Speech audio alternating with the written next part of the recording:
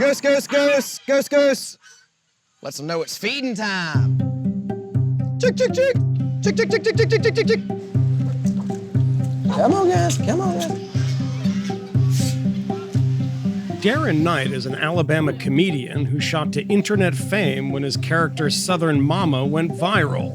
You're spending too much time chasing men. You need to start spending a little bit more time chasing your Bibles. His videos rack up millions, sometimes tens of millions of views. Jemison, pay attention to the coach. I didn't pay $84 for you to stand out there and catch butterflies and pick flowers. Knight was one of 10 comics chosen by Variety magazine to perform at Just for Laughs, the largest and most prestigious stand-up comedy festival in the world. He was the only white guy on the bill. No video has emerged of his set, but Knight bombed and was booed off stage when he admonished his fellow comedians for being too focused on subjects like sexism and racism. This, said the rookie stand-up, was not what comedy was about.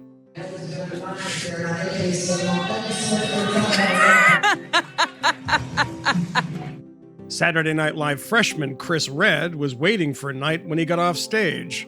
You sat there and bombed the whole time and decided about what comedy is? It was the bomb heard round the comedy world. Twitter exploded, and he was denounced as a racist and homophobe. His detractors were uncompromising. Knight's opinions on comedy, and a variety of other issues, had no place in comedy. Before the dust had settled, Knight's New York-based talent agency, ICM Partners, had dropped him. All you had to do was shut the fuck up and take that bomb. You run around being Southern Momma and you ended up being a fucking Alabama racist, homophobic person. For most up-and-coming comics, this would be the end of the line. But not for Knight.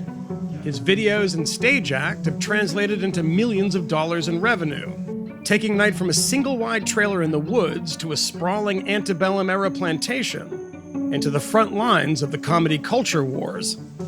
When I listen to this podcast and someone says, casually, you're a racist and a homophobe. Yeah. Are you a racist? No, I'm not a racist. You a homophobe? No, I'm not a homophobe. Where do you think that comes from?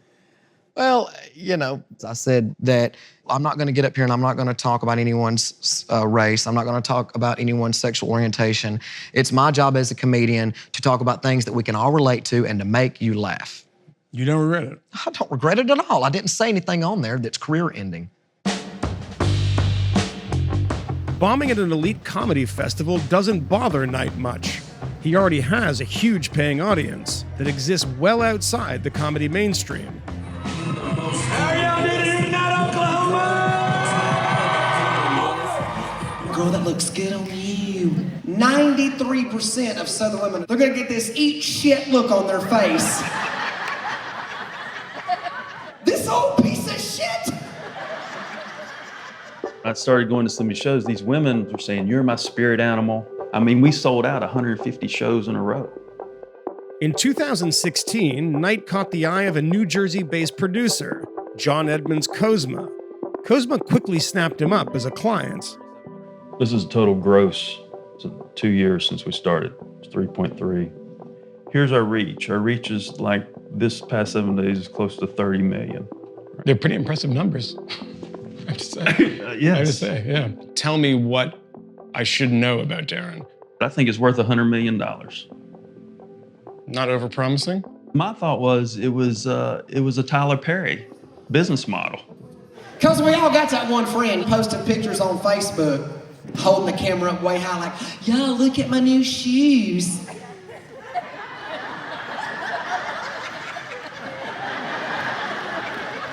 So you have, I mean, in a way, you're sort of safe in saying what you want to say, right? Not necessarily. Well, I mean, you have a built-in audience that's been very loyal to you. Yes. Like this kind of comedy world is like, we don't like this guy. He's outside of the mainstream. He's outside. Well, we've been jobbing in New York clubs forever, that kind of thing, right? So, out of the gate, identity is a big part of this, right?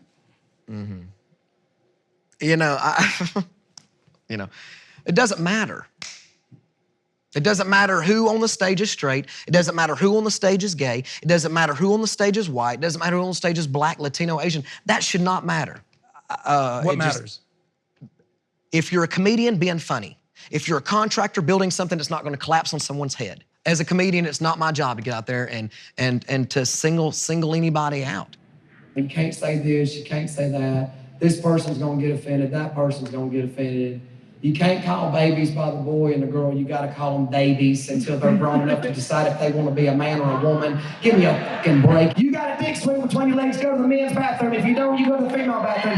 Why are we making life so difficult? Let's figure this shit out together, folks. Make things a little bit more simpler.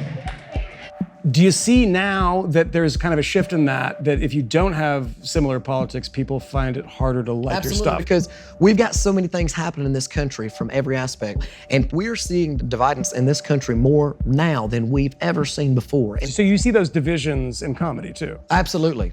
And that's another reason that I made the statement that I did, is because when it comes to comedy, or when it comes to your place of religion, or when it comes to your home and with your family and friends, this is a place that all that needs to be set aside. And you just kind of need to come together and enjoy each other's company. So we